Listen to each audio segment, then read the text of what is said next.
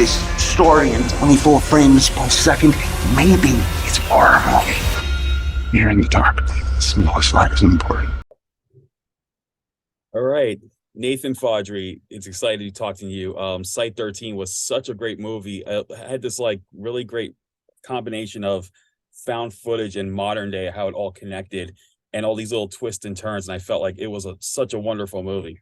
Oh, awesome. Thank you so much. That's great to hear. I mean, we worked on it so long that sometimes, it's you lose perspective after a while of watching the movie. And, I've seen it so many times that it's not scary to me or anything like that anymore. So like, it's very reassuring to hear people say that they're enjoying it.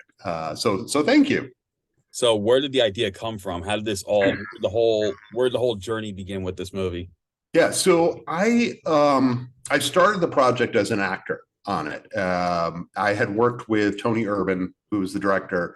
I'd worked with him on a couple different projects before, and so when it came time, he wanted to do a found footage movie, and so and what he wanted to do was do it completely improvised. So he had a story structure idea. And gave us each our characters and like, this is the scenario. And then he let me go crazy with like coming up with mythology and stuff like that. So I filled up like that journal in the movie is my journal that I filled up with all kinds of stuff as far as like, because I was trying to get into character and all of this. So then we went and filmed it. And, after about a year after, Tony ended up retiring from filmmaking, went on to become a celebrated author. Like he's written a bunch of really great books. He's got this great zombie series called Life of the Dead. Anyway, point being, so the movie just disappeared at that point. But myself and some of the other actors would talk. I would talk with Kelly Ray, who is in there in the old footage, and we would just like every now and then go, yeah, man, Site 13, there was some good stuff that we did in that. Too bad. Well, it's gone for good. And then, yeah, like 10 years later, I was working on a project and knew that I wanted to have something for after it. And I thought of the idea of using that old footage as flashback material and filming something for the present day, thinking that it would make it a lot easier to make a movie, because I was like, oh, I only have to shoot half a movie, so this is great. And it turned out it was not that easy, of course, because then during the editing process, we had to edit 3 movies as opposed to just one. So because we had to edit the old footage, edit the new footage, then edit the 2 of them together. So yeah, but when I called Tony and pitched him the idea and asked him if he still had the footage, luckily he was just like, yeah, it's on a hard drive somewhere in the attic. Let me go see if I can find it. And so I started writing at that point based off of what I remembered. And when I finally got the footage, then, we started piecing that together and then went and started filming the contemporary stuff. That's awesome. I mean, that's something unheard of. Usually, you hear a film taking so long to shoot, you think of Richard Linklater's Boyhood, which, he took each year. And then I just saw a recent one that took like 3 years to make, because they shot it within 3 years. It's called Me and the White Lion in South Africa. And, oh, wow. Okay. And so I'm thinking about that. And then I'm like, well, this is really crazy. Like, this is the first time I've ever heard of old footage being spliced into new footage, but with the same characters and, the same main character in you.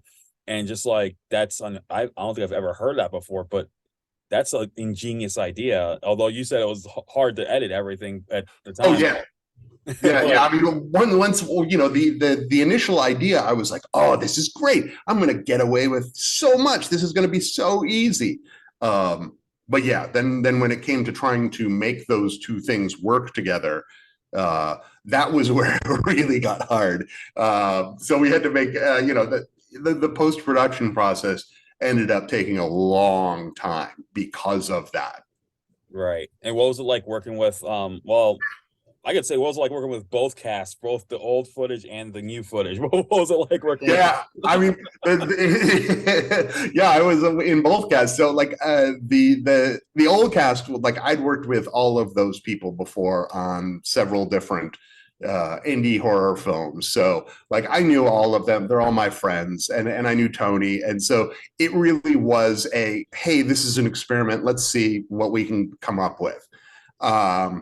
And so when it came time for the present day stuff, I wanted to, like, part of the thing that they say, like in Hollywood, it's all who you know, and in a way that's true, because making movies is hard, and I want people that I know and that I like and that I want to work with who are on the project with me. So I'd been doing some regional theater in Syracuse area where we filmed it, and these were all just people that I had seen their work or worked with them. The woman who plays Catherine, Katie, we had both just come off of doing a production of Macbeth together.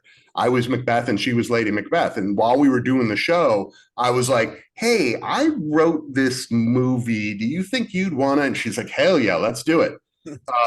So really that's what it was, is just, getting the opportunity to work with people that I really liked. And it was the same with the crew. Like they were all people that I had worked with on other projects. Chris Steinberger, who was the cinematographer, he had shot a movie up in the Syracuse area, and I'd worked on it for free. So when it came time, I was like, hey, I want to shoot this movie. He's like, all right, let's go. So it was all about calling in favors from everyone, and just getting to work with people that I liked. Yeah, and one thing I liked about the contemporary one was, you mentioned Catherine. I like the fact that she's the one taking care of you for these last 10 years that you're in a catatonic state, and yet we discover that she's a former nun. Like Yeah. that was the cool thing about it, that whole religion theme with it, because at first you think this is gonna be like a religious horror movie, religious type horror movie.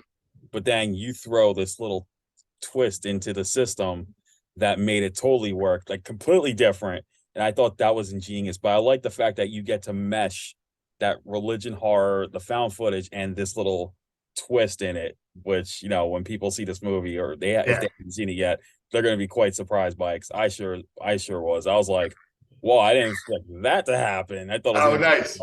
I thought it was going to be like an Exorcist like thing, which it partly was, because you were possessed. But I like that fact that even once the spirit is free from you, it starts jumping to other bodies. I thought that was a cool little twist to it as well.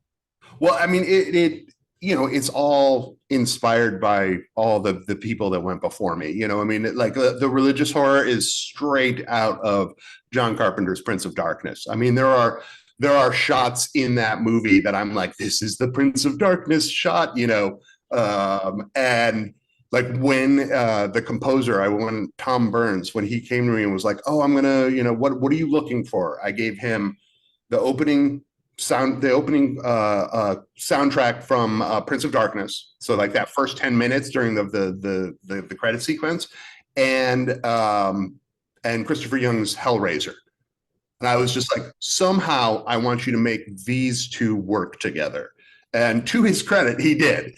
And you can hear those elements in there. So like this is a movie that is just filled with all of, I mean, it was so long and so hard to do that I just wanted to fill it with all the things that I love, and Prince of Darkness is definitely, it's got that same Lovecraft religious horror vibe kind of thing. There's some Evil Dead in there. There's some, there's everything. There's some Candyman. There's just, whatever I could think of. I love horror movies. So getting the chance to, I don't know how many they're going to let me make. So I'm going to have to throw in as much shit in as I can in each one, Yeah, exactly. I mean, the influences are clearly there. So aside from the editing, was there any difficulty shooting the contemporary parts as opposed to the old footage? Yeah, the contemporary, I mean, the great thing about found footage was you just run around with camera, so we were able to film that in like 3 days. And the present day stuff, we need stuff like an actual crew and, lights and locations and all of these other things. So it was way more complicated. And, having it be, I directed a couple short films before this, but never a feature. But, so I had just enough experience that I was like, I can do this, not realizing how hard it was going to be, especially acting in it also. And that was probably the hardest thing was like I would spend while, luckily having a great crew, I would spend while they were setting up, spend time talking to the actors about the scene, of like, okay, this is where we're at in the movie. This is, the kind of reactions, this is what's going on in your head. And being an actor, it helps that I can talk to actors. I know like what I would look for. And then half the time would be like, okay, are we ready to go? Oh, right, I'm in this scene. Hang on, what are my lines? Stuff like that. So that was probably the hardest. Was the juggling which hat I'm wearing at which particular point. Yeah. Well, the good news is I know a lot of indie directors these days, they let their actors, like the actors will come up with an idea and they'll be open to it. They'll be, it's not like the big studios that tell you guys stick to this, you guys stick to that. That's what I like about indie films more. They give more creativity and optimism towards their actors. Yeah. Well, I mean, and the other thing is that, with an indie movie, with the big studio movie, they have to make a movie for everybody, and this movie is not going to be for everybody. This is for the people who know what we were trying to do, who are into this kind of thing. And the luxury of that is that, I get to make strange and unusual choices. I get to try things that, no studio in their right mind would let me do half the stuff that we did, let alone just like story sequences, but like other things that, in there. So I think that that's really one of the advantages is getting to, since there's not as much pressure, you get to let everybody play, and let everybody really explore some things. Like there's a couple sequences that like, I told the actors right in the beginning, I'm like, I wrote the script, but it doesn't have to be word for word. That's what's there. I'm like, if it's not work, if you can't say it the way, I want you to say it naturally. That's the most important thing. So say it however you need to say it. Yeah. Like they can interpret their own lines basically based on absolutely. Yeah. And that's the point that's why you get good actors to do it, if not, then why are you doing it? Sometimes it works even better. It comes out better. Yeah, I mean, like the interesting thing, the one who played Sister Margaret, the nun, Layla, she is in real life is like a complete and total rock and roll chick. Like you see here, she's got tattoos. She's in a couple different rock bands. She's just like, you would never go, oh, let's make that chick a nun, Right. But having her play that part made that nun a much more interesting character because, she naturally brings that rock and roll attitude to this kind of a character. So I just thought it was more fun to have her play a nun. I literally wrote that part with her in mind. I'm like, Layla, I've got a great part for you. And she's like, okay, what do I get to do? I'm like, you're a nun. And she was like, wait, what? That's awesome. Yeah. She's like, I'm going to be a nun. Like you as a nun. So she was like, okay. I'm like, you do a shot of tequila in the first scene. So finally, let me ask this. It looks like I can potentially see a sequel to this down that road, like Nathan coming back. Sure. Site 14. Could we see that? Is that something you thinking about possibly down the road? Yeah, while we were editing it, we were definitely tossing around different ideas of like what would the next one be. And I'm like, we've got numbers in the title, so why not Site 14, Site 15, Site 16? We can keep going. Absolutely. And there's so many different like little things that I sort of threw in there that are also just left that we can, story elements of like, oh, the Vatican, how'd that get involved? Or, all the nuns or there's plenty of elements and there's ideas there. So, we'll see if this becomes a hit and someone wants to make a Site 14, I am 100% in. Absolutely. Yes, and and if that does happen, I'm definitely in. I would definitely check it out. That's for sure. Awesome. Cool. So everyone, if you haven't seen it yet, check out Site 13. It is an amazing film, and you can clearly see if you're a horror fan, you're especially gonna love it. If you like stuff like Blair Witch, Prince of Darkness, Evil Dead, Hellraiser, like any of these like classic horror films, you're gonna want to see this one because this one brings the elements of all of them in one nicely tight package.